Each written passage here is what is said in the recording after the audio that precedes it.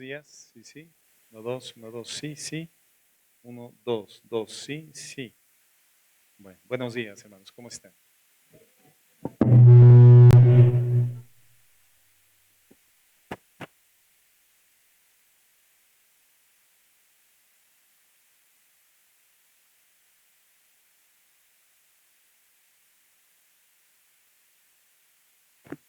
Sí, sí. 1, 2, sí, sí. 1, 2, sí. Gloria a Dios. Bueno, sí, sí. 1, 2, sí. Bueno, ¿se oye bien? Gracias a Dios. Bueno, hermanos, pues bienvenidos todos. Buenos días. Gracias a Dios que nos hemos dado cita. Bueno, si volteamos a nuestro alrededor, nos vamos a dar cuenta de que hay una menor asistencia que el domingo pasado. Yo creo que tenemos dos opciones: o tener un predicador invitado siempre, o dejar de transmitir los servicios dominicales. Y como la primera opción no es viable y la segunda sí, pues tendremos que dejar de transmitir los servicios de domingo, así como lo estamos haciendo los miércoles en nuestro taller de evangelismo. Y tenemos una gran respuesta, hermanos. De verdad, gracias a Dios por los hermanos que se han sumado a la enseñanza de los días miércoles, porque la asistencia ha crecido en un 300%, hermanos. Tenemos una asistencia entre las 40 y 50 personas, cuando en realidad eran muy poquitas las que venían los días miércoles. Entonces, yo creo que el domingo vamos a hacer lo mismo. Vamos a tomar la decisión. Permítanme un momento.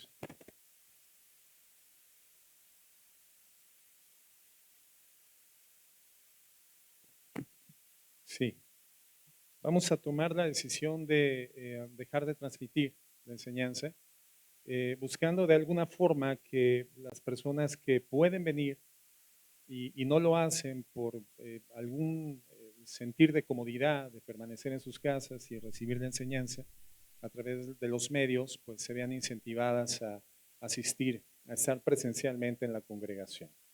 Entonces, creo que desde el próximo domingo dejaremos de transmitir nuestro servicio dominical, esperando que esto motive a los hermanos, ¿verdad? Eh, lo peor que podrá suceder es que se cambien de iglesia, pero a distancia, ¿verdad? Se vinculen a alguna transmisión que transmitan por los medios electrónicos, ya serían casos muy graves.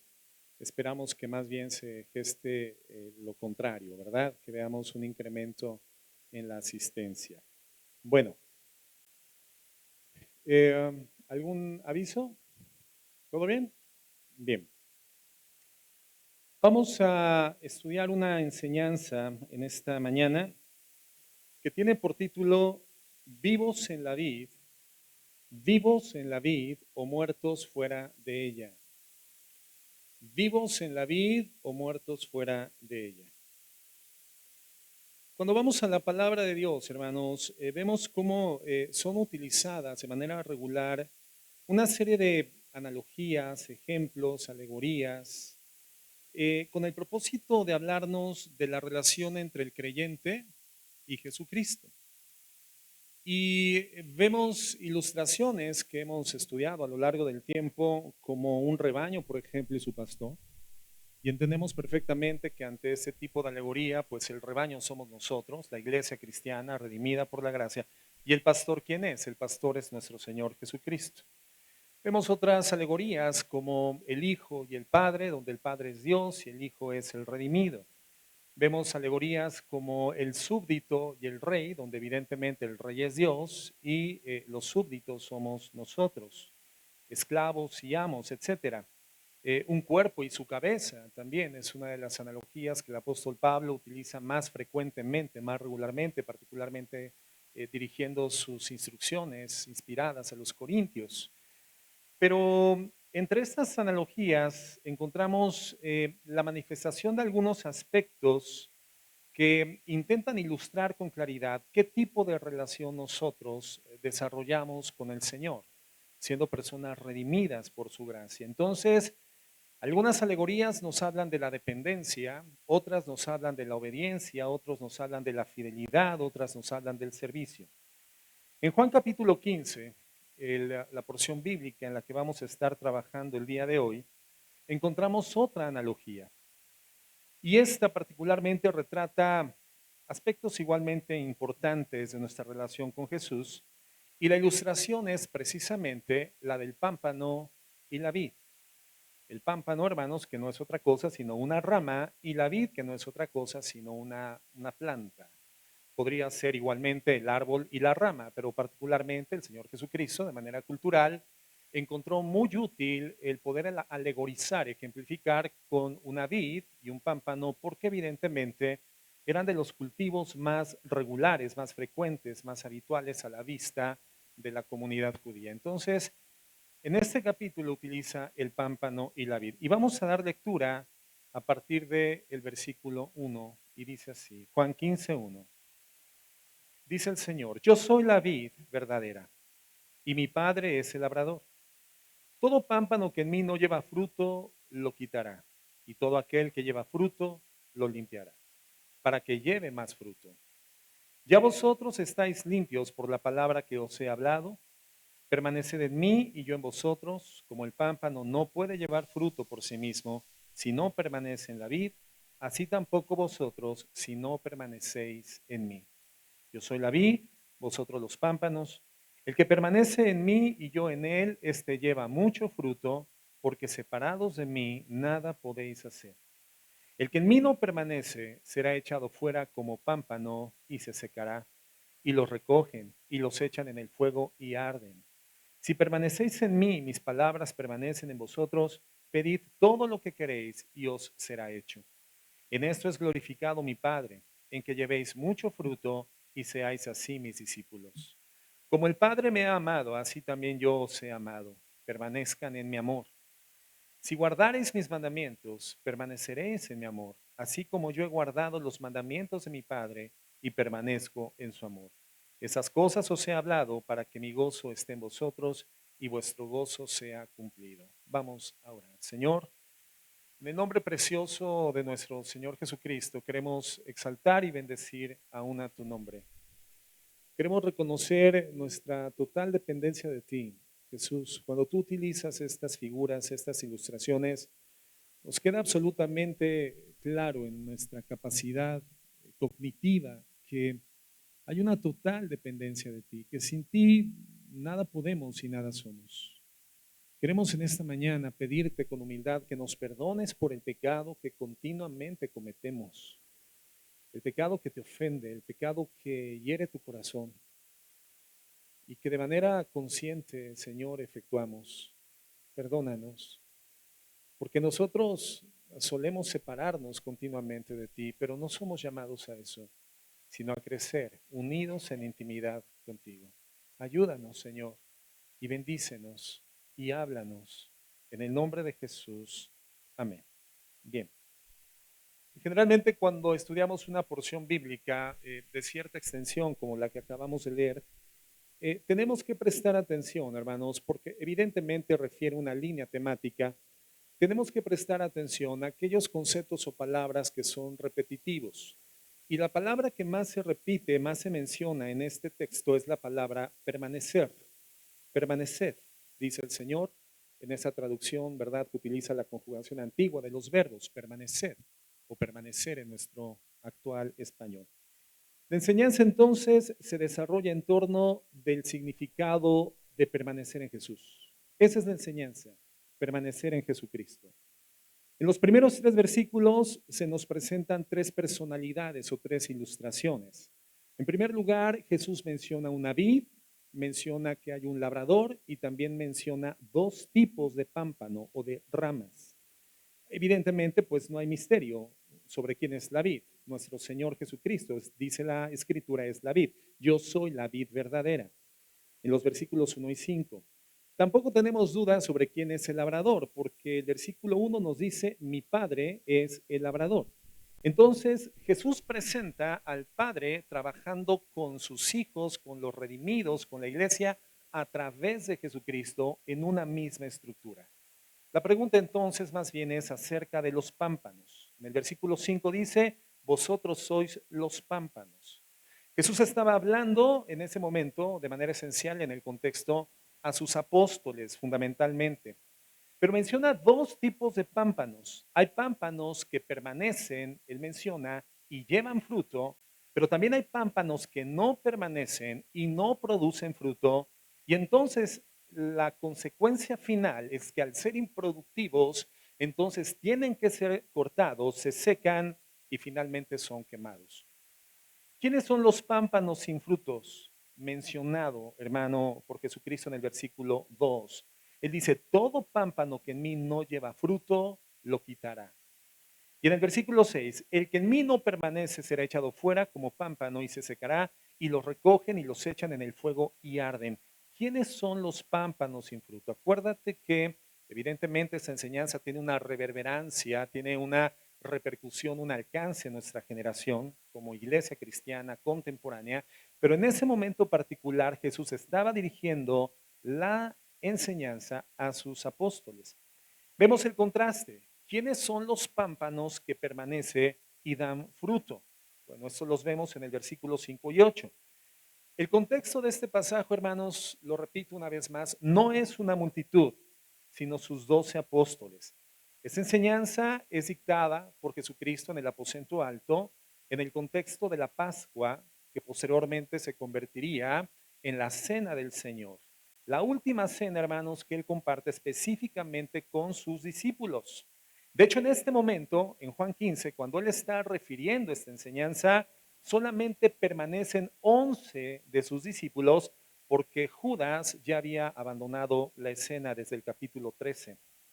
Y en esa noche, hermanos, Judas es manifiesto de manera particular. Jesús da una importante cantidad de promesas a sus discípulos entre los capítulos 13 y 16. Estamos hablando de que es una extraordinaria porción de la Escritura. La iglesia cristiana tendrá que desarrollar estudios sistemáticos del capítulo 13 al 16 precisamente del Evangelio de Juan.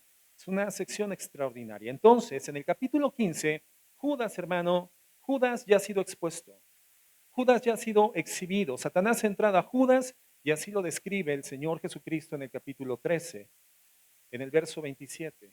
Juan 13, 27. Y dice así, y después del bocado, Satanás entró en él, en Judas.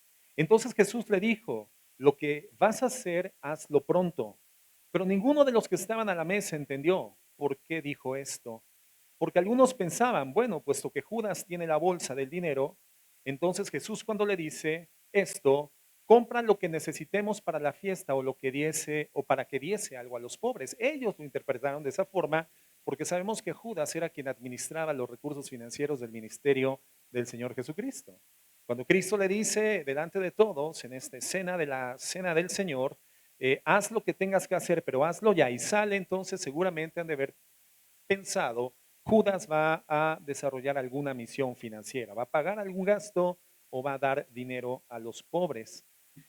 Cuando él pues hubo tomado el bocado, verso 30, luego salió y era ya de noche. Entonces Judas se va con una misión particular, personal, que era preparar los detalles de la traición que ejercería en contra de Jesús y que sabemos que posteriormente, bueno, es llevado a su ejecución en la cruz. Entonces, 11 permanecen y uno ha desertado. ¿Quién es el pámpano que no permanece? ¿Quién es el pámpano que no lleva fruto? ¿Quién es el pámpano de estos 12 que al final es cortado, es seco y es quemado en el fuego? Evidentemente, Judas, hermanos. Cuando el Señor Jesucristo informa a los discípulos que uno le iba a traicionar, la reacción de los discípulos fue de alarma, fue de alerta. Fíjate lo que dice el verso 22 de Juan 13. Habiendo dicho Jesús esto, se conmovió en espíritu y declaró y dijo, de cierto os digo, que uno de vosotros me va a entregar. Entonces los 12 discípulos se miraban unos a otros, dudando de quién hablaba. Entonces no había nada aparente en Judas, hermanos, hasta ese momento, lo podemos entender así, que pudiese incriminarlo a la vista de los demás discípulos del Señor. No había nada absolutamente en Judas que diera visiblemente testimonio de que no tenía fruto y de que iba dirigiéndose literalmente al infierno, al fuego. Pero así es, hermanos, lamentablemente, con algunos pámpanos, porque a simple vista están pegados a la vid. Pámpanos que son representados, hermanos, a lo largo de la historia de la iglesia, precisamente por Judas en este capítulo. Personas que se encontraban, así como Judas, o se encuentran pegados a Jesús, vieron a Jesús, escucharon la enseñanza de Jesús, recibieron la misma administración que los otros 11, caminaron tras las pisadas de Jesús, pero el apego que tenían hacia Cristo, por supuesto, era superficial, meramente superficial, un apego sin vida.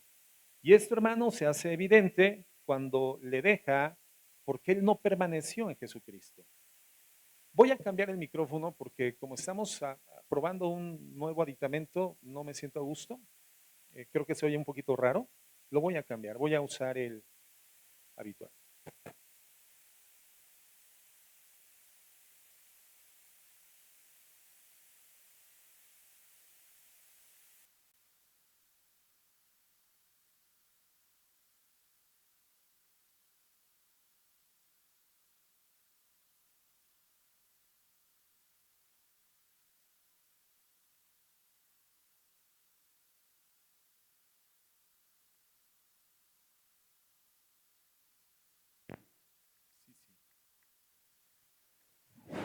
Sí, sí, uno, dos, sí. Bueno, se oye mejor, ¿verdad? Se oye medio metálico, ¿no? Yo me sentía muy raro. Además, este pedestal me queda muy alto. Me cansé de estar de puntitas, hermano. Mejor así, sobre mis pies. Comentábamos entonces, hermanos, que así sucede con algunos pámpanos. Pámpanos que aparentemente se encuentran unidos a la vid, pegados a la vid, pero su vinculación con la vid, hermanos, no es tal. Es meramente superficial. Es una realidad común en la actualidad, en la iglesia general. Hay personas que son pámpanos sin fruto. Personas que sí están integradas en una congregación local.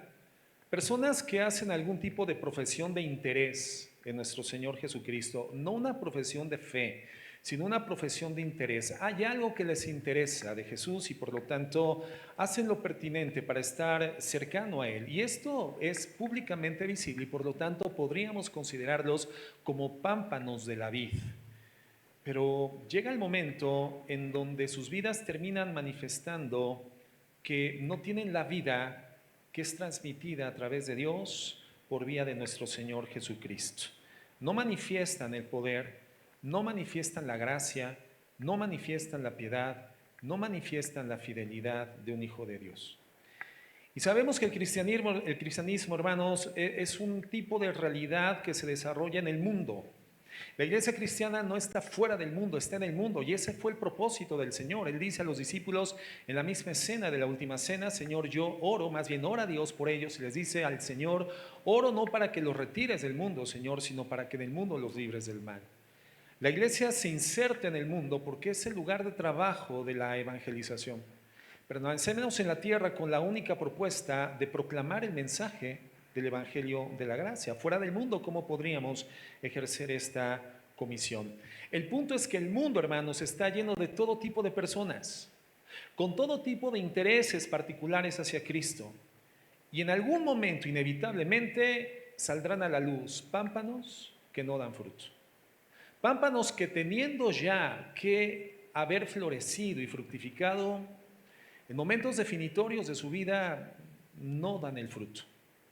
En Juan 2:23 dice el Señor: estando en Jerusalén en la fiesta de la Pascua, muchos creyeron en su nombre viendo las señales que hacía. ¿Por qué creyeron en Jesús, hermanos? Porque vieron las señales. Generalmente los discípulos que creen porque ven son los discípulos que no permanecen. ¿Quiénes son generalmente los que permanecen? Los que siguen a Cristo no por lo que ven, sino por lo que ¿qué? Por lo que oyen. Nosotros como iglesia cristiana, hermanos, en la gran comisión dictada por el Señor Jesucristo, no fuimos llamados a hacer milagros ni prodigios. El Señor menciona en el Evangelio de Marcos particularmente que habrían señales que acompañarían a aquellos que hemos creído en el nombre del Señor y evidentemente son señales de corte sobrenatural. Sin embargo, la gran comisión se gesta sobre el fundamento no de la realización de señales, sino de la proclama, la predicación, la proclamación de un anuncio, de un mensaje. Por eso dice la palabra que las señales seguían a la palabra del evangelio predicada.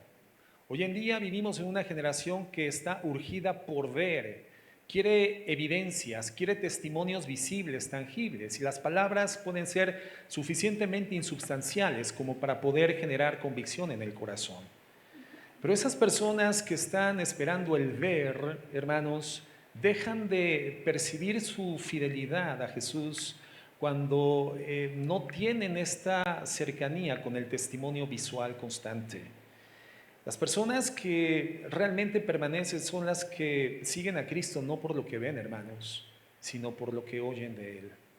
El mensaje del Evangelio, hermano, es un mensaje que tiene que predicarse, hablarse. Por supuesto, tiene que dar el testimonio visible de una vida transformada, pero es un mensaje que se habla, es un mensaje que se predica, por lo tanto es un mensaje que se oye. Dice entonces que estando en esta fiesta en Jerusalén de la Pascua, muchos creyeron en su nombre viendo las señales que hacía. Pero Jesús mismo no se fiaba de ellos porque conocía a todos y no tenía necesidad de que nadie le diese testimonio de hombre alguno, pues él sabía lo que había en el corazón en el hombre. Jesús sabía entonces, hermanos, que muchos de ellos tenían una fe profesante falsa, superficial. Hubieron de hecho muchos seguidores superficiales de Cristo que se adhirieron superficialmente a lo largo del ministerio.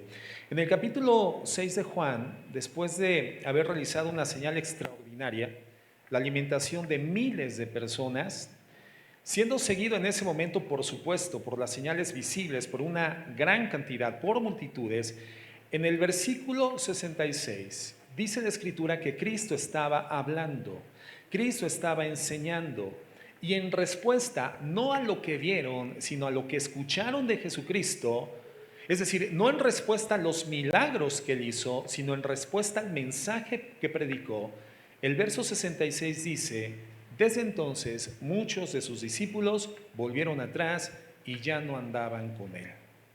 No permanecieron. El verso 67 dice: dijo entonces Jesús a los 12: ¿queréis acaso irse también ustedes? Le respondió Simón Pedro: Señor, ¿a quién iremos si solamente tú tienes palabras de vida eterna? Y nosotros hemos creído y conocemos que tú eres el Cristo, el Hijo del Dios viviente. Jesús les respondió: ¿no os he escogido yo a vosotros los 12 y uno de vosotros es diablo? Hablaba de Judas Iscariote, hijo de Simón, porque este era el que le iba a entregar y era uno de los 12. ¿Le puedes bajar tantito? Siento demasiado rebote, Fer. Sí. Ponme un poquito de grave. Sí. 1, 2, sí. Y bájale tantito, por favor. Sí. 1, 2, sí. Bien. Gracias a Dios. No es que me sienta cantante, hermano. Lo que pasa es que si la acústica no está bien, a mí me distrae muchísimo, ¿verdad? Y no sé si a ustedes también. Entonces, aquí Jesucristo sabía perfectamente bien, hermanos, que la declaración de Pedro: Señor, ¿a quién más iremos si solamente tú tienes palabra de vida eterna?, era una realidad que representaba solamente a 11 de ellos. Pero el mismo Señor Jesucristo en su corazón sabía que uno de ellos era diablo. Entonces hubieron quienes abiertamente, hermanos, le abandonaron, la mayoría. Pero entre los que se quedaron, hermanos, también estaba Judas. También Judas permanece. Quiere decir que la deserción de Judas, hermano, fue imperceptible para todos los demás, los que siguieron con Jesucristo. En Juan 8:30 dice la Biblia: hablando él de estas cosas, muchos creyeron en él. Otro momento donde la gente decide seguir a Jesucristo. Vemos a la gente haciendo algún tipo de profesión que genera una especie de apego hacia Jesús, y en el versículo 31 les dice: dijo Jesús entonces a los judíos que habían creído en él: si vosotros permaneciereis en mi palabra, seréis verdaderamente mis discípulos. Permanecer en las palabras, permanecer siguiendo a Jesucristo por su mensaje, hermanos, no por sus señales, no por sus prodigios. Entonces la palabra que Jesús usa para discípulos en el griego es matetes, que significa un estudiante genuino, un aprendiz verdadero. ¿Qué es lo que constituye Jesús en el corazón de una persona por vía de la redención, la salvación por la fe, en el mensaje del Evangelio? El Señor llama a sus salvos, llama a sus redimidos a convertirse en aprendices verdaderos, aprendices genuinos, personas que permanezcan con Cristo motivados por su enseñanza. Eso hace un aprendiz. Permanece siguiendo a un maestro, escuchando la asignatura, la asignación, el mensaje del maestro, justamente por el contenido de la información que vierte el maestro. Un discípulo de Cristo es una persona que permanece, continúa en apego al mensaje del maestro. Eso es un discípulo, hermanos. En el verso 32 dice, y conoceréis la verdad, y la verdad os hará libres. ¿Qué significa esto? La mención de Cristo está en futuro. Conoceréis la verdad. Quiere decir que hasta ese momento ellos no habían conocido toda la verdad. Sin embargo, ya existía algún tipo de profesión de fe espiritual manifiesto hacia Cristo, pero todavía no conocían la totalidad de la verdad. Y lo que iba a manifestar, si eran discípulos verdaderos o no, es que continuarían obedeciendo su palabra. La realidad es que hubieron muchos discípulos superficiales que terminaron desertando. En el capítulo 12, verso 42, es mencionado un grupo particularmente interesante de personas. Y dice, sin embargo, muchos aún de los gobernantes creyeron en él, pero por causa de los fariseos no le confesaban para no ser expulsados de la sinagoga, porque amaban más el reconocimiento de los hombres, les interesó más el prestigio, la fama, el punto de vista de los demás, la apreciación social, lo que se pensaría de ellos. Amaban más el reconocimiento de los hombres que el reconocimiento de Dios. Un verdadero discípulo, entonces, por deducción, es la persona que vive enfocada en la percepción que Dios tiene de él en función de su vida de obediencia. La persona que deja en un plano secundario el testimonio, la perspectiva, la opinión, el punto de vista del mundo, de la comunidad, de la empresa, de la familia, aún del matrimonio, si es que estos elementos sociales son disidentes a la palabra de Dios. El verdadero discípulo, hermano, no busca la aprobación del mundo. Le interesa exclusivamente una aprobación. ¿Cuál? La de Dios. Juan 13:10. Jesús le dijo, el que está lavado no necesita sino lavarse los pies, pues está todo limpio. Y vosotros limpios estáis, aunque no todos, porque sabía quién le había de entregar y por eso dijo, no estáis limpios. Vemos lamentablemente, hermanos, la superficialidad. Personas que asumen compromisos aparentes, meramente superficiales, siguiendo a Jesucristo a lo largo de todo el ministerio, de la misma forma en que hoy en día sucede con la iglesia profesante. Como comentamos, los 11 hermanos no tenían ni siquiera una idea elemental de quién era el traidor, pero una vez más Jesucristo menciona, uno es diablo, todos están limpios, menos uno. Y en ese momento de su ministerio, hermano, Juan todavía no lo sabía. Juan todavía no tenía conocimiento de quién era el traidor. Pero más adelante, en primera de Juan 2:24, podemos entender que no solamente ya sabía, porque había quedado el testimonio de la traición de Judas, y también el Señor lo había mencionado y los había instruido en Juan 15, y en primera de Juan 2:24, seguramente Juan, habiendo testificado muchas traiciones del tipo de la traición de Judas a Cristo, dice lo siguiente, lo que habéis oído desde el principio permanezca en vosotros. Si lo que habéis oído desde el principio permanece en vosotros, también ustedes permaneceréis en el Hijo y en el Padre. Y esta es la promesa, que Él nos hizo la vida eterna.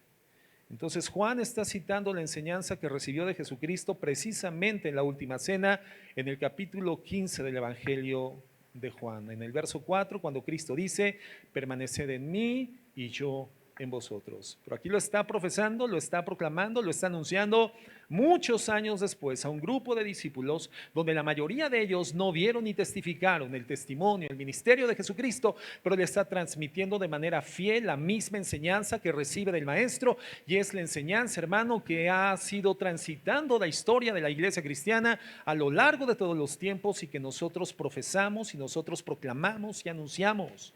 Permanezcamos en Jesucristo y Él va a permanecer en nosotros. La palabra permanecer del griego meno significa quedarse, reposar, morar, vivir. Por lo tanto, es un mandato a permanecer, a perdurar, a establecer tu lugar de vivienda, tu lugar de habitación, el lugar al cual perteneces. Eso es una vivienda. Tú puedes, hermano, tener una gama de actividades en diversos lugares de la ciudad, de manera constante, regular, programática, tener una agenda que constantemente, necesariamente te haga salir de tu casa, hermano, pero tú no vives fuera de tu casa. El lugar en el cual tú retornas, en el lugar donde tú vives, donde desarrollas la intimidad de tu vida, que significa, representa tu identidad, es tu casa, es tu hogar. Hermano, tú puedes ir a comprar la despensa al Sam's Club, al Walmart, a la Aurrerá, hermano, a Soriana, pero ninguna de esas localidades, ninguno de esos sitios es tu casa. Es un lugar donde desempeñas una función, cubres una misión, haces una tarea, ejerces una dinámica, pero nada de eso, hermano, representa tu identidad. ¿Dónde está tu identidad? Tu identidad está en tu casa. Cuando tú llegas a una casa de algún hermano que te das cuenta que tiene todo en orden, limpio, ¿verdad? Los trastes solamente se ensucian para comer, inmediatamente se lavan y quedan en el trastero, guardadas en las alacenas. La despensa la tiene organizada, el refrigerador lo tiene organizado. El piso está limpio, el baño está limpio, los muebles son utilizables. La identidad de ese hermano es la identidad de una persona ordenada, de una persona limpia. Pero cuando llegas a una casa, hermano, donde dices, a ver, ¿dónde estaba el sillón? Porque, ¿dónde estaba el sillón? Aquí había un sillón.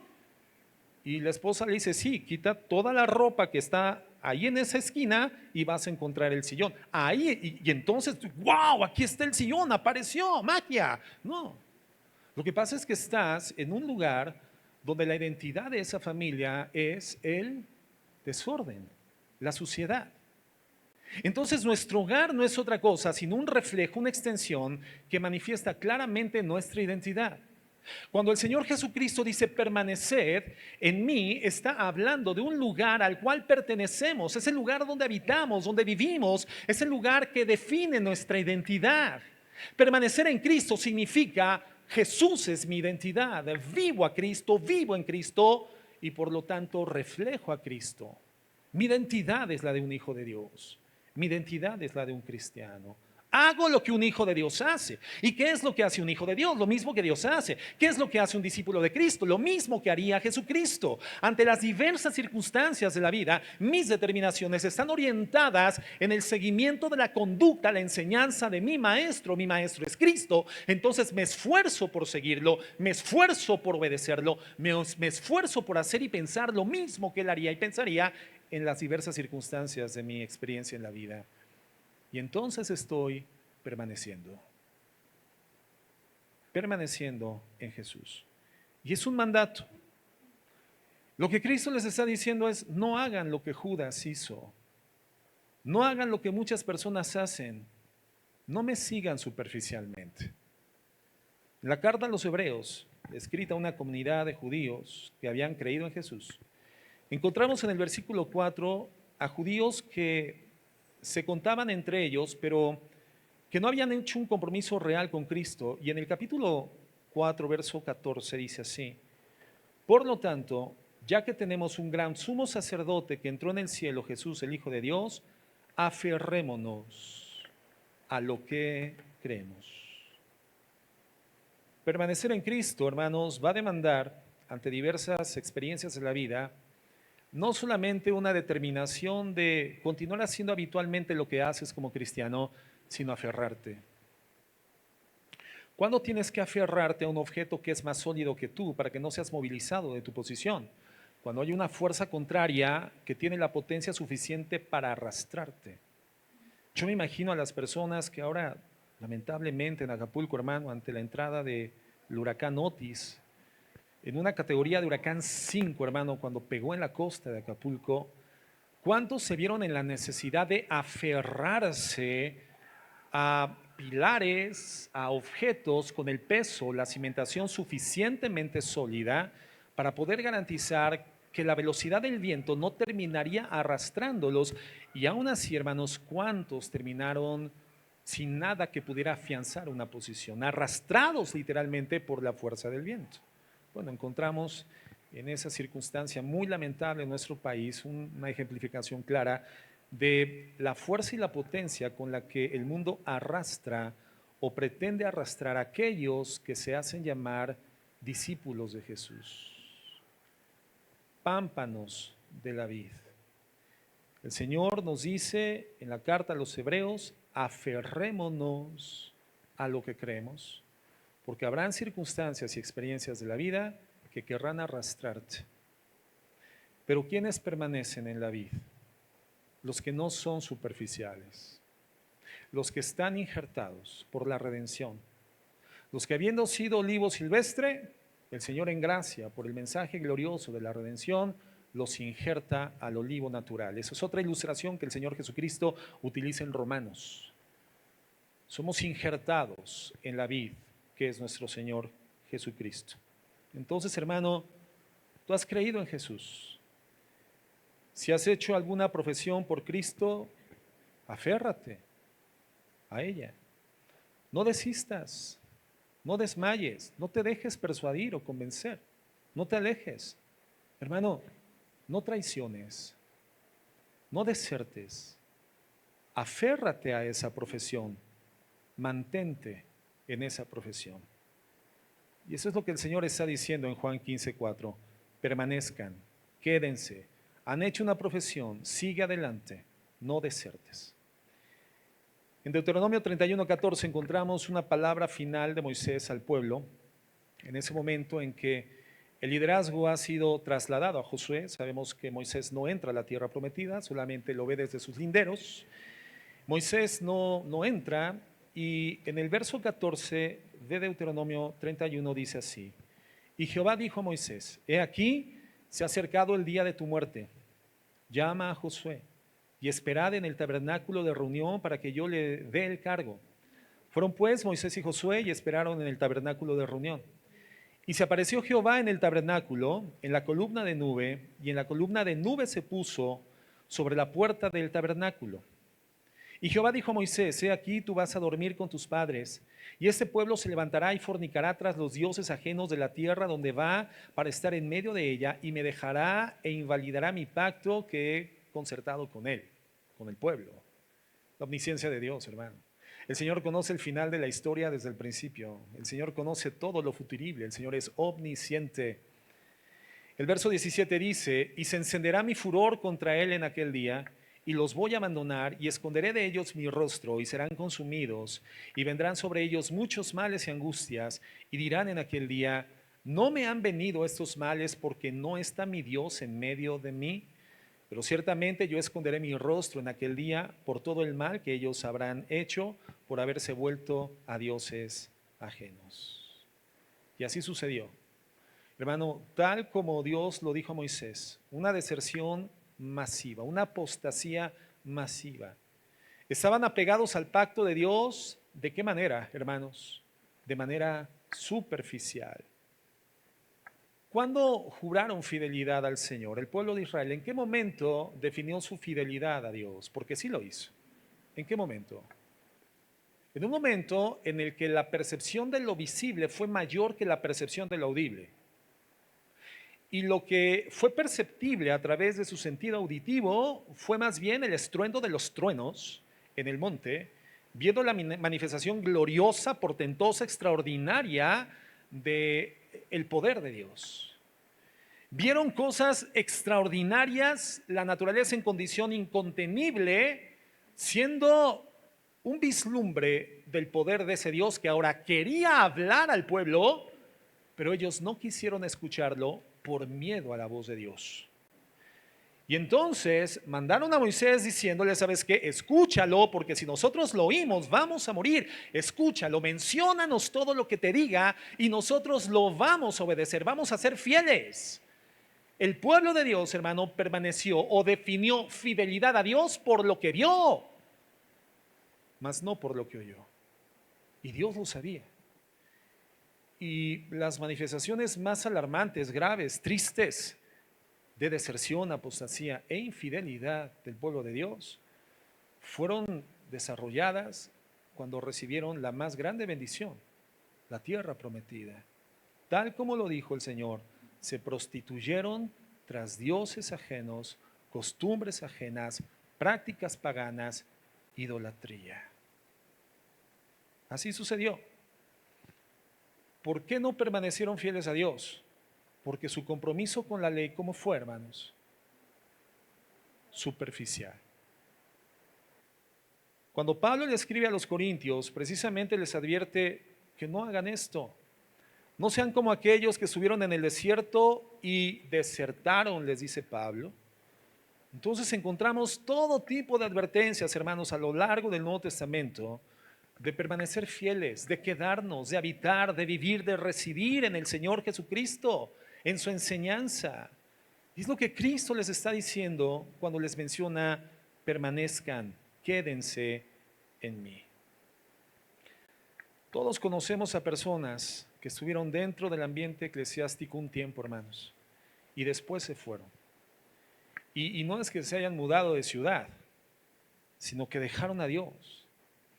Dejaron a Dios, dejaron su pueblo, dejaron la escritura, dejaron la iglesia, dejaron su servicio, dejaron todo lo que representaban vínculos relacionantes con su compromiso a Dios.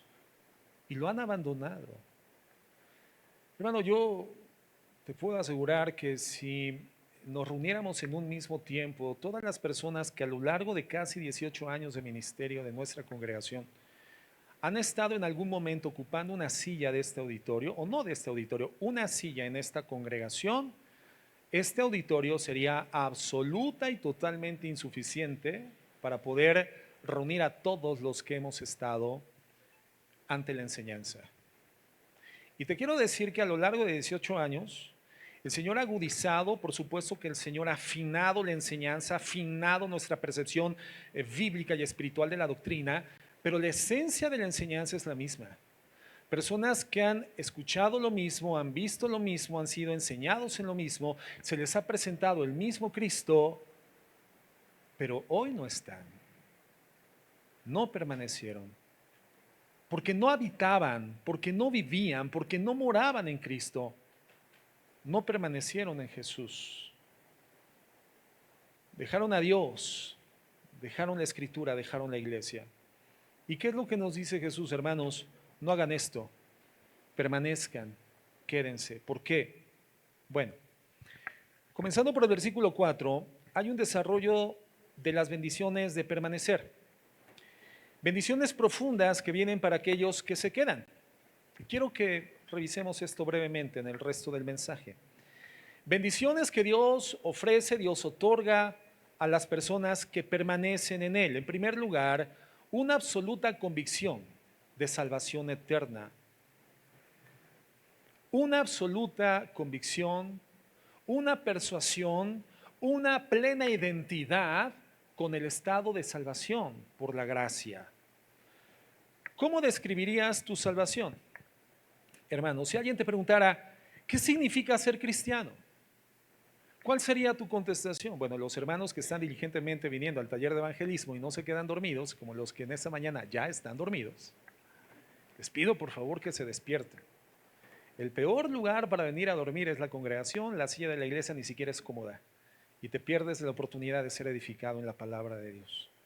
Permanecemos horas ante programas de televisión o películas en el cine o en actividades sociales que nos son gratificantes, pero nos cuesta tanto trabajo permanecer en estado de alerta ante la palabra predicada. Y nos pasa lo mismo con la palabra leída, ¿verdad? Hay personas que deciden leer la Biblia, hacer su lectura bíblica en las noches y despiertan con la cara empastada en la Biblia. Qué triste. Permanezcamos en estado de alerta cuando venimos a la congregación. Se los pido, hermanos, en amor y por decencia, ¿verdad? Entonces, si tú vienes al estudio de los miércoles, el taller de evangelismo, por supuesto que si alguien te pregunta, descríbeme qué es el evangelio, creo que en este momento, después del cuarto estudio, o tercero, cuarto, ya tendrías la capacidad de hacerlo con precisión. Si alguien te pregunta, ¿qué significa ir a la iglesia? ¿Qué significa adorar a tu Dios con música, asistir a un discipulado bíblico? Bueno, vamos a ver, digamos, el mínimo reducto, el centro de estas cuestiones o la respuesta esencial. ¿Qué significa ser cristiano? Juan 15:4, permaneced en mí y yo en vosotros. Permaneced en Cristo porque Cristo permanece en mí. Esto involucra, por supuesto, el acto de reconciliación que el Señor gesta por vía de su sacrificio en la cruz del Calvario. Y cuando esta anunciación de esta acción sacrificial, legal, aceptada por el Padre, es traída a mi corazón en una forma recta, entonces yo entiendo mi necesidad de arrepentimiento, mi necesidad de solicitar un perdón, clamar a Dios, llorando por mi pecado, reconociendo que lejos de Cristo soy un ciego, miserable, perdido y desnudo, y nada tengo en mérito suficiente, virtuosamente suficiente, para poderme yo reconciliar con Dios. Era necesaria la reconciliación que Cristo hace entre el hombre pecador y un Dios santo a través de pagar la culpa por el pecado que yo había cometido, no él, que yo cometí, y la pagó en mi lugar en la cruz del Calvario. Al quedar cubierto el pago por mi culpa, por mi pecado, entonces queda abierta la vinculación, la reconciliación con Dios. ¿Y cómo podemos reducir esto en palabras comprensibles? Un cristiano es una persona que ante el mensaje del Evangelio es transformado y ahora permanece en Cristo. Permanece en Cristo. Si tú eres cristiano, hermano, significa que Dios vive en ti. El Dios creador del universo vive en ti. Esa es la esencia de lo que significa tener una relación con Dios por la salvación. Dios vive en mí. La mejor forma en la que podemos explicar nuestra vida, nuestra identidad como cristianos, es esa. Y habitualmente decimos que somos cristianos porque tenemos una relación personal con Cristo, pero eso suena como si en algún sentido fuéramos especiales. Es que yo tengo una relación personal con Cristo. Bueno, yo no, es que seguramente tú tienes cierta categoría que yo no alcanzo a cubrir. Creo que más bien deberíamos de hablar de la reconciliación que por la gracia, no por mérito humano, Cristo logra entre mi condición pecadora y la santidad del Padre. Pero podríamos decir que el Dios Santo, el Padre, el Hijo y el Espíritu Santo ahora viven en mí, porque soy cristiano. Eso es, hermanos, lo que Jesús está diciendo. Sabemos que en tanto no estamos en la presencia del Señor, con un cuerpo glorificado, permanecemos en la tierra, hermanos, en estado velado. Quiero decir que nadie puede ver a simple vista mi cristianismo. Quiero decir que el cristiano no tiene un brillo particular físico que lo haga visiblemente distinguible. Es decir, no vamos caminando con un aura brillante con la que la gente en la calle puede decir, mira, va un cristiano, es que brilla, le brilla la cara. Y si a ti te brilla la cara, hermano, no es porque tengas una particularidad especial, sino porque tienes el cutis graso y necesitas lavarte con un buen jabón de azufre, te recomendaría, ¿verdad? Estamos con nuestra condición cristiana y redimida en ese sentido, en estado de velación, velado, hermano. A simple vista no puede ser identificado. Por lo cual un cristiano, hermanos, es un cuerpo humano en el que Dios vive, en el que Cristo vive, donde el Espíritu Santo vive. En Juan 14:23, en la misma última cena, dice así, respondió Jesús y le dijo, el que me ama, mi palabra guardará. Fíjate en esto, esta asociación habla de guardar la palabra, que no es otra cosa que obediencia, y habla de amor. El que me ama, mi palabra guardará. Entonces, el amor y la obediencia, hermano, van de la mano. Es una relación insustituible, inseparable. No se puede dividir el amor de la obediencia. La evidencia del amor es la obediencia. Y dice, y mi Padre le amará a él. ¿Cuánto el Padre va a amar a la persona que, habiendo recibido el mensaje del Evangelio, en esa condición conversa, hoy puede permanecer en Cristo a través de la obediencia? ¿Cuánto le va a amar? Dice el Señor, y vendremos a él y haremos morada con él. Esto, hermano, describe con total claridad lo que realmente somos, nuestra identidad en Cristo. Verso 17, el Espíritu de verdad, al cual el mundo no puede recibir porque no le ve ni le conoce, pero vosotros le conocéis porque mora con vosotros y estará dentro de ustedes. Verso 20, en aquel día ustedes conocerán que yo estoy en mi Padre, ustedes en mí y yo en ustedes. Un cristiano es una persona que tiene total conciencia y plena convicción de que hoy se constituye en el lugar que habita el Padre, habita el Hijo y habita el Espíritu Santo. En el verso 23, yo en ellos y tú en mí, para que sean perfectos en unidad, para que el mundo conozca que tú me enviaste y que los has amado a ellos como también a mí me has amado. Entonces la evidencia de que el Padre nos ama, somos aceptos hacia Él, que el Señor hoy ha abierto los brazos y nos ha recibido, nos ha adoptado en forma irrenunciable como hijos de Dios, es que Él decide en Cristo habitar dentro de nosotros. Entonces, como no tenemos un brillo en la cara especial, como no caminamos con una aura visible ante los ojos de la gente, lo que manifiesta nuestra transformación al mundo es la presencia de Dios en nosotros. Una realidad maravillosa. Si tú permaneces, es la evidencia de que tu fe es real. Y si lo es porque Dios ha establecido residencia dentro de ti. En 1 Corintios 3:16 dice, 1 Corintios 3:16, ¿no sabéis que sois templos de Dios y que el Espíritu de Dios mora en vosotros? Otra manera de decirlo. Esta ya es la enseñanza que propaga, en este caso, el apóstol Pablo en los Corintios, pero que recibe de nuestro Señor Jesucristo. En el verso 19 dice, ¿o ignoráis que vuestro cuerpo es templo del Espíritu Santo? ¿Que somos, hermanos, templo del Espíritu Santo? ¿Dónde moraba Dios en el desierto? ¿Dónde se manifestaba Dios en el desierto? En un tabernáculo. ¿Dónde posteriormente, ante la edificación del templo en Jerusalén, Dios manifestaba su presencia y habitaba? ¿Dónde? En un templo. Por lo tanto, un templo no es un lugar donde nosotros vivamos, pero sí es el lugar donde Dios vive. Y Dios ha decidido, hermano, establecer su morada, su presencia, ahora en condición permanente al interior de la vida de sus hijos, redimidos por gracia. Y el Señor nos enseña lo que es la permanencia. Esa permanencia, hermano, que nosotros necesitamos aprender para no desertar. El Señor no deserta de estar dentro de nosotros una vez que nos ha redimido. El Señor nos adopta y nos habita. Y no existe un mecanismo espiritual judicial de desadopción para que el Señor se pueda mudar de templo. ¿Y tú crees que el Señor no tiene motivos suficientes para eventualmente decir, ¿sabes qué? Este templo está sucio. Ese templo está contaminado.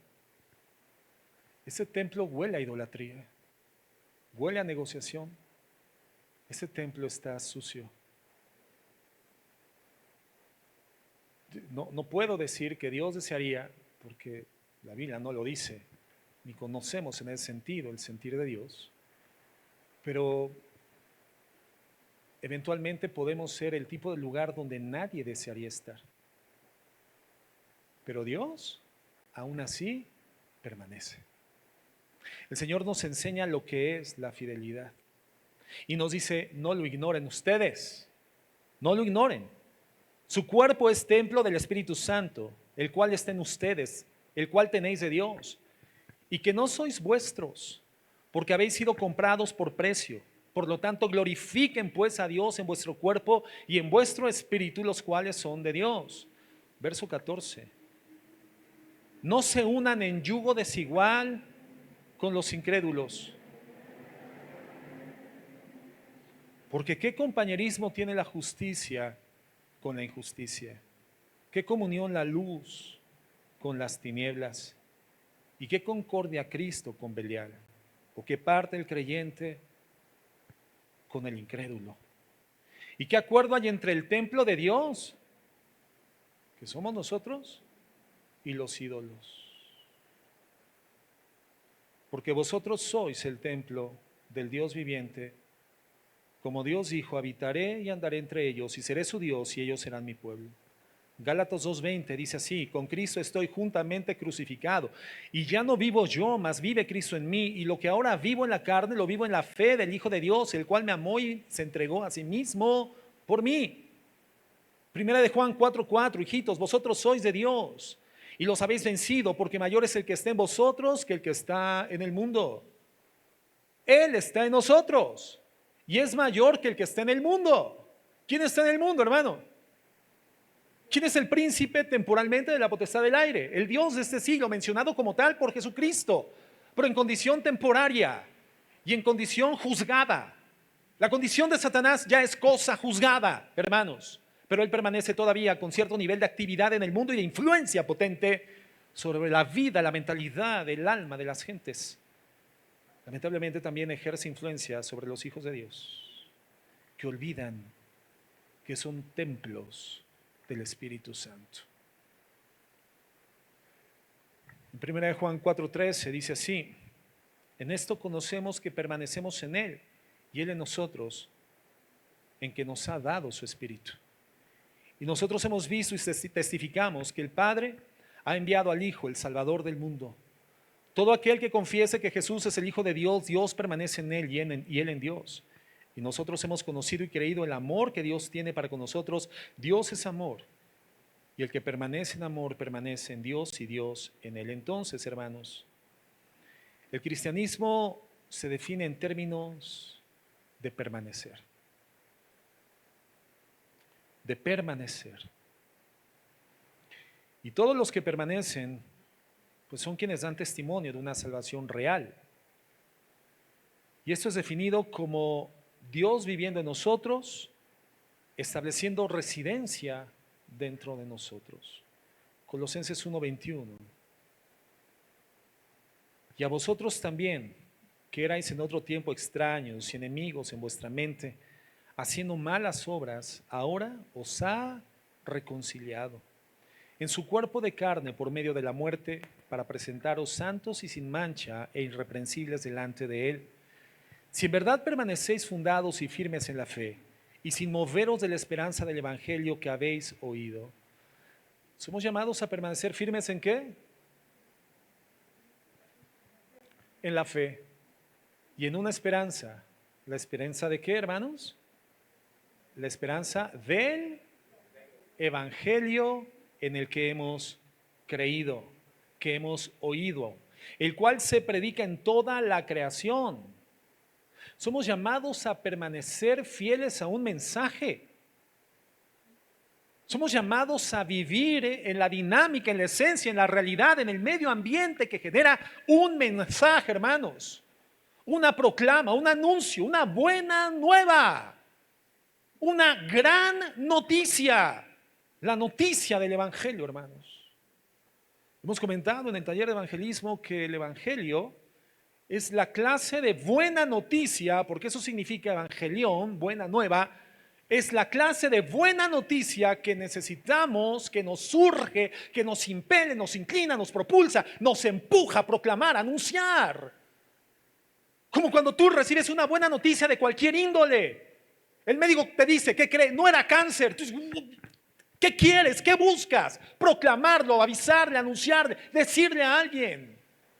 ¿Qué crees? ¿Te sacaste la lotería? Yo te recomendaría, no salgas gritándolo, hermano, porque tal vez ya no hables más en Uruapan, hermano.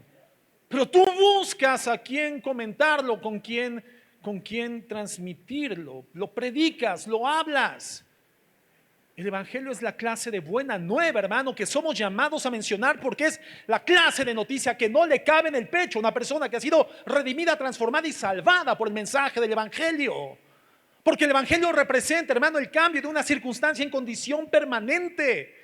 Una irreconciliación que no tenía solución humana y que nos destinaba a la separación eterna de Dios. El Señor interviene, intermedia. El Señor lo resuelve en la cruz del Calvario. El Señor interrumpe nuestra separación de Dios y hace que esa separación que apuntaba a la eternidad se limite y deje de ser y vivamos en reconciliación con el Padre por su mérito.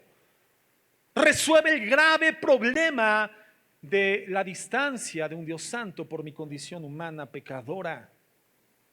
Y por lo tanto el Evangelio evita que yo quede eternamente en oscuridad, separado de Dios.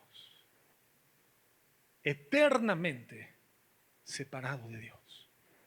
La gloriosa solución del Evangelio.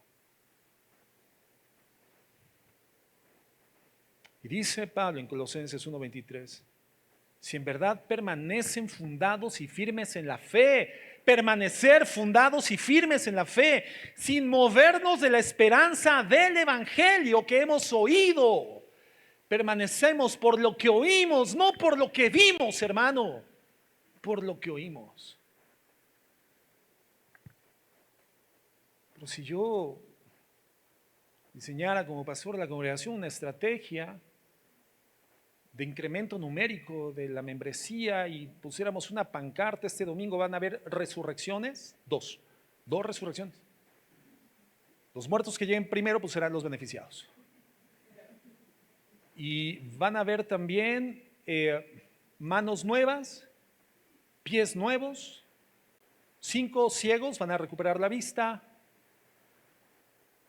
Todas estas señales visibles, ¿qué crees que es lo que sucedería con nuestra asistencia en el próximo servicio, hermano?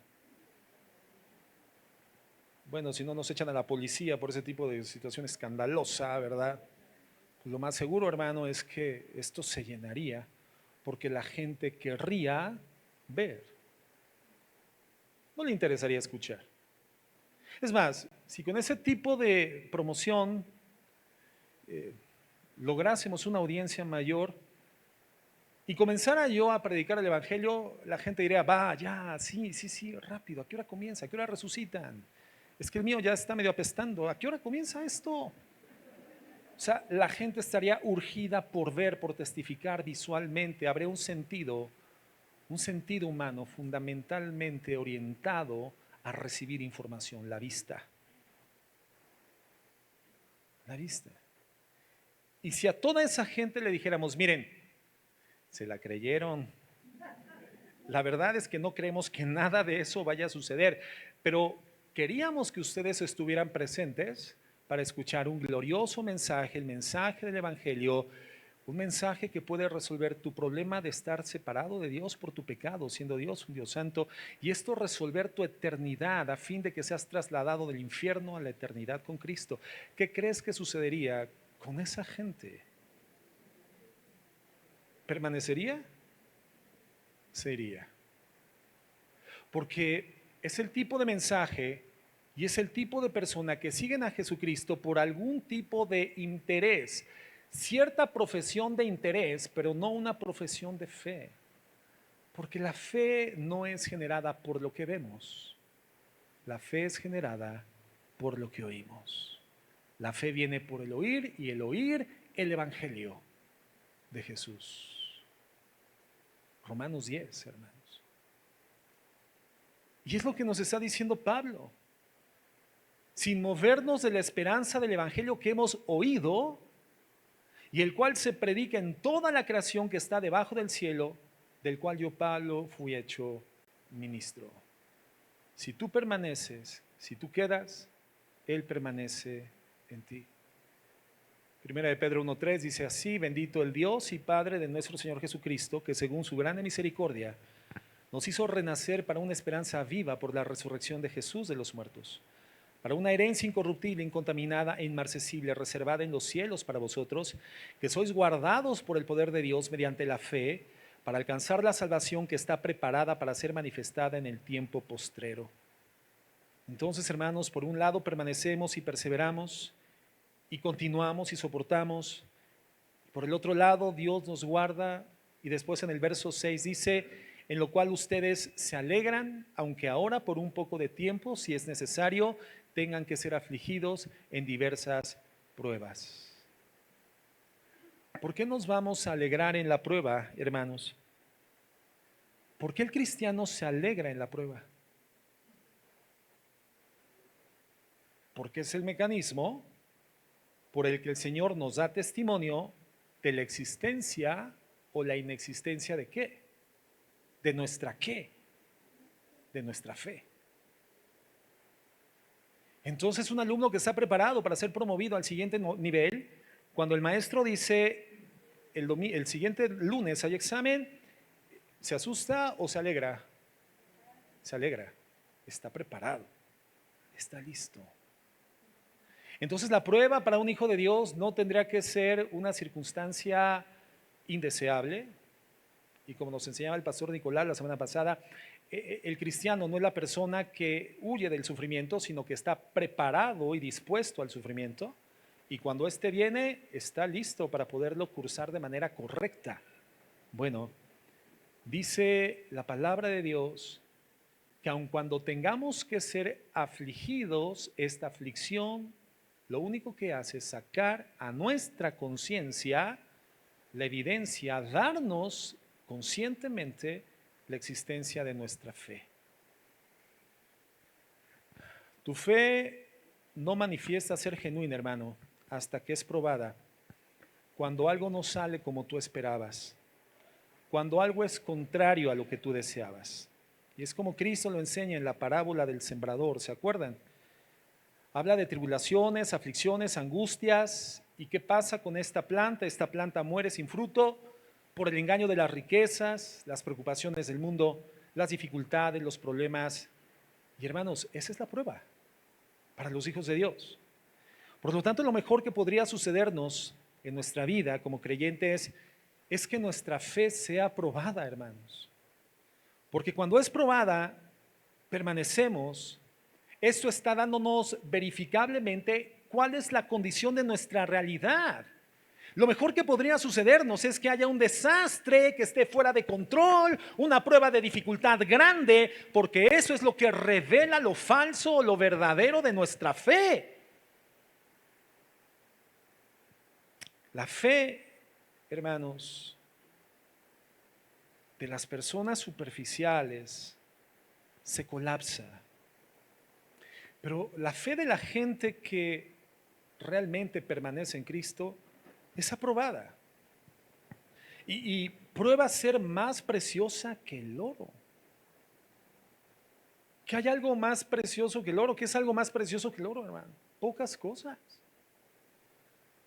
Por eso, hermano, los países con mayor estabilidad financiera son aquellos cuya base económica todavía es el oro, no el tipo de cambio del flujo comercial monetario, hermano. Inglaterra, su base económica es oro todavía. Las reservas de oro de Inglaterra es lo que le da solidez a su moneda, es la libra esterlina. Puedes ver el dólar subiendo y de repente bajando. El euro, llegando al cielo y después viniéndose para el infierno, ¿verdad? Pero la libra esterlina, la moneda más estable, hermano, del mundo. Porque su cotización internacional no está basada en función de la oferta y la demanda, no, sino la base oro. ¿Y qué sucede con el oro? ¿Cuándo pierde su valor el oro, hermano? Nunca. El valor del oro siempre va en progresivo incremento. Y es justamente con el oro con lo que Dios compara el estado en el cual tiene que ser hallada nuestra fe. Constantemente, progresivamente. Pero ¿a través de qué nos vamos a dar cuenta si nuestra fe es brillante como el oro? ¿A través de qué? A través de las pruebas, hermanos. Primera de Pedro 1:7. Para que sometida a prueba vuestra fe. ¿Qué es lo que Dios va a probar, hermano? Nuestra fe. Mucho más preciosa que el oro. Nuestra fe es más preciosa que el oro. No es el oro, vale más que el oro. El cual, el oro, aunque perecedero se prueba con fuego, sea hallada nuestra fe en alabanza, gloria y honra cuando sea manifestado Jesucristo. A quien ustedes aman hoy sin haberle visto, en quien creen, aun cuando ahora no lo ven, se alegran con gozo inefable y glorioso. Entonces, hermano, ¿qué es lo que tendría que Experimentar el cristiano cuando comienza a subir la temperatura del horno y esto ya está calientito, ¿eh? La situación se está poniendo candente y esto ya me está quemando. ¡Auxilio! ¡Sáquenme de aquí! ¿O por dónde me salgo? No esperaba esta circunstancia, no esperaba esta realidad, está fuera de presupuesto, no lo había previsto de esta manera. ¿Por qué estoy en esta circunstancia? ¿Cómo salgo? Ya sé, negociando mis convicciones, ya sé, no permaneciendo, ya sé. Ay, caray, no me había dado cuenta, hay 10 puertas diferentes de salida y yo quemándome. ¿Qué hace el cristiano? Permanece. Ah, caray, eso está calientito. Uy, uy, uy, esto quema. A ver, espérame. No, eso quema, eso está fuerte. ¿Qué hago? Permanezco siendo fiel a Dios. Entonces, lo mejor que le puede pasar a un hijo de Dios es que algo salga mal en la vida. Que algo no esté como lo preveíste. Y mientras más cosas adversas vamos experimentando a lo largo de la experiencia, nuestra fe es más probada, pero también es más purificada. Y mientras más probada es nuestra fe, se vuelve más fuerte. Y es una fe que no se colapsa.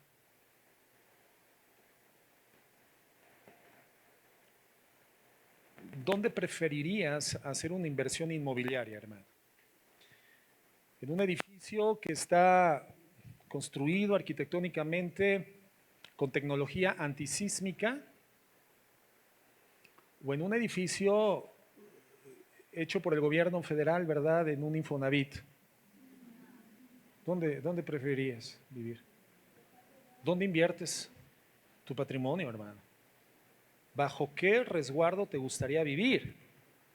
Bajo el resguardo de una arquitectura bien diseñada, sólida, fuerte, probada. ¿Verdad? Ahí cuando tiembla, tú dices, está temblando. Pero eso es antisismos. En cambio, te agarra un temblor como el del año pasado en el edificio de Infonavit. Vámonos, ¿esto en qué momento se cae? Si ya se está cayendo sin que tiemble. Ya se le mete el agua por todas partes. No, hombre, vámonos de aquí, eso no va a aguantar. ¿No? Entonces, ¿qué es lo que tendríamos los papás, por ejemplo, que experimentar cuando comienza la prueba de nuestra fe y sabemos que nuestra fe por la prueba se purifica y además se fortalece? ¿Qué tendríamos que hacer? Permanezco gozoso de que la casa en la que mis hijos viven, la casa en la que mi esposa vive, mi hogar, soporta esto y soporta más. Mi vida es una casa sólida, confiable, garantizable para que mis hijos crezcan, para que mi matrimonio se desarrolle, para que mi vida avance y progrese, porque mi fe es sólida en Cristo. Está purificada. He permanecido. No deserto, no escapo, no tomo decisiones alternativas, no negocio mi fe por nada ni por nadie. Soy purificado y soy fortalecido. ¿Qué es lo que esto produce en el Hijo de Dios? Una absoluta certeza de que es de Cristo. Cristo vive en mí. El Padre está en Cristo, entonces el Padre vive en mí. Soy el templo del Espíritu Santo. El Señor dice en Juan 15:14, permaneced en mí, yo en vosotros. Hermanos, así es como se define el cristianismo. Dios viviendo en mí, Padre, Hijo y Espíritu Santo viviendo en nosotros. Este es el primer beneficio de permanecer. El segundo beneficio, que por tiempo no lo vamos a ver ahora, sino en la siguiente clase, es dar fruto. Dar fruto. Pero por lo pronto vamos a orar. Permitamos que el Espíritu Santo por su palabra continúe hablando a nuestro corazón, escudriñando sobre nuestra condición espiritual.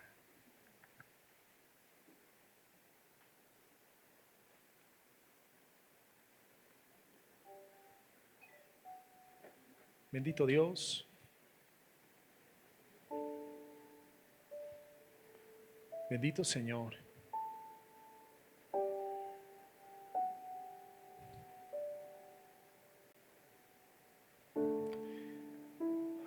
Dile en forma personal, háblale de manera íntima y dile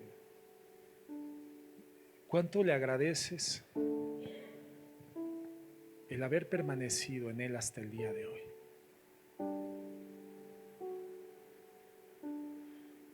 Porque permanecer en Él es lo único que garantiza nuestra vida. Señor, vivo porque estoy en ti.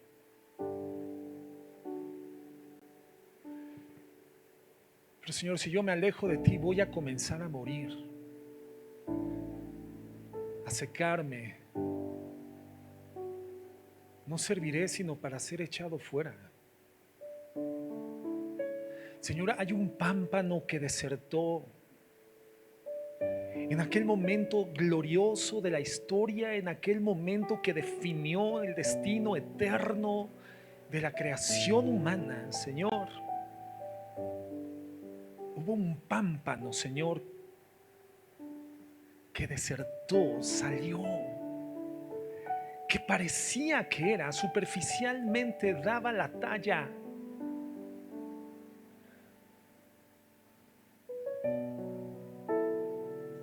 Señor, debo de reconocer que superficialmente he dado la talla, pero aunque mis hermanos en la iglesia no se den cuenta de mi deserción, Señor, ¿cómo engañarte? Tú sabes, he desertado, me he separado, me he desarraigado de la vida. He sido esa clase de pámpano, Señor, que no permanece. Y te quiero pedir perdón.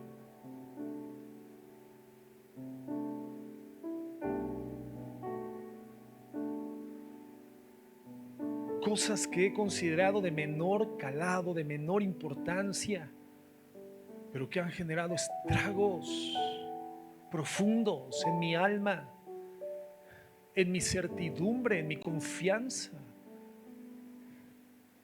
y se ha manifestado a través de una infidelidad hacia ti. Señor, perdóname, porque he sido llamado para pertenecerte a ti, permanecer en ti. Venga lo que venga. Nada vale, nada tiene el precio, nadie, Señor, nadie vale lo que tú vales.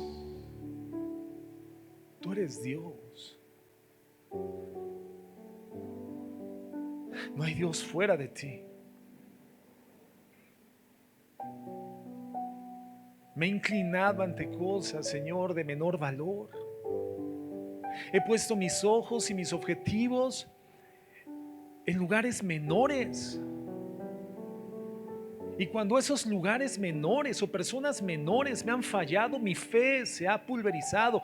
Pero es que perdí de vista la mira, Señor. El objetivo eres tú, la meta eres tú, la mira está en ti. Tú no fallas, mi Dios. Tú eres Dios. Y de ti viene la fuerza, y de ti viene el poder, y de ti viene la destreza, la habilidad, la inteligencia, la sabiduría, porque tuya es la doctrina, porque tú la iluminas, porque la haces realidad, Señor, porque solo tú le das el sabor y el colorido que tiene la verdad. Solo permaneciendo en ti podré ver el color de la vida redimida y probar el sabor de la vida redimida, mi Dios. Me he conformado con menos y me he decepcionado por menos, Señor. Perdóname, porque tú eres mi vid y yo soy tu pámpano y soy llamado a permanecer en ti, Señor Jesús. Sé que mi fe tendrá que ser probada porque Tu propósito es purificarla. Y cuando tú inicies un proceso de purificación, Señor, yo te digo hoy, en mi corazón, Señor, solamente decido permanecer en ti. Tú retirarás la prueba en el momento apropiado, pero yo permaneceré en ti. Mi decisión no es permanecer en la prueba, mi decisión es permanecer en ti durante el tiempo de la prueba. Perdóname, mi Dios, y ayúdame. Y gracias, porque mi permanencia en ti, producto de tu fuerza, de tu redención, me da el más claro testimonio a la conciencia de que soy tu hijo, porque vives en mí. En el nombre de Jesús, Señor, bendigo tu nombre. Amén y amén.